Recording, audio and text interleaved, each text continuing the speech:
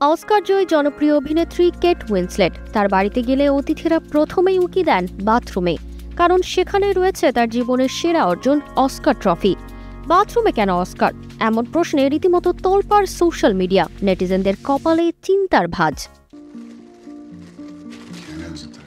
কিন্তু সমালোচকদের কথায় কোনো প্রভাব পড়ে না অভিনেত্রীর জীবনে। ট্রফি বাথরুমে রাখার পেছনে কেটের রয়েছে অসাধারণ যুক্তি। এক মিডিয়ার সাক্ষাৎকারে কেট বলেন, অতিথিরা যখন বাথরুমে যান দরজা বন্ধ করে অস্কার হাতে নিজের ছোট্ট ধন্যবাদ বক্তৃতা দিতে পারেন, ঠিক যেন নিজেরাই কোনো পুরস্কার জিতেছেন। পদ্মা সেতু, মেট্রো রেল এবং এলিভেটেড এক্সপ্রেসওয়ে নির্মাণের গর্বিত অংশীদার বসুন্ধরা সিমেন্ট। এই খবর প্রকাশ্যে আসতেই উন্মাদনায় ভাসছেন কেট ভক্তরা। অনেকে তো মজার ছলে কেটের বাড়ির বাথরুমে ঢোকার ইচ্ছাই পোষণ করছেন। কেউ আবার প্রশ্ন তুলেছেন, অস্কারের মতো অর্জন কেন বাথরুমে? তবে কেটের ব্যাখ্যায় সমালোচনাও পরিণত হয়েছে প্রশংসায়।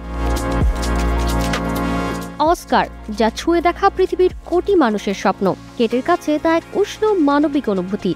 তিনি শেখালেন, জীবনের আনন্দ সবসময় বড় বড় আয়োজনেই নয়, কখনো কখনো লুকিয়ে থাকে একান্ত নিঃশব্দ একটু মজার মুহূর্তে। পুরস্কার মানে শুধু শোকেসে সাজানো জিনিস নয়, এটা আনন্দ, সৃজনশীলতা, উদযাপন আর কখনো কখনো নিজের মতো করে কৃতজ্ঞতা জানানোর সুযোগ, যেন তারই বাস্তব উদাহরণ টাইটানিকের রোজ। তারতিবা ফারুহী, কালের কণ্ঠ।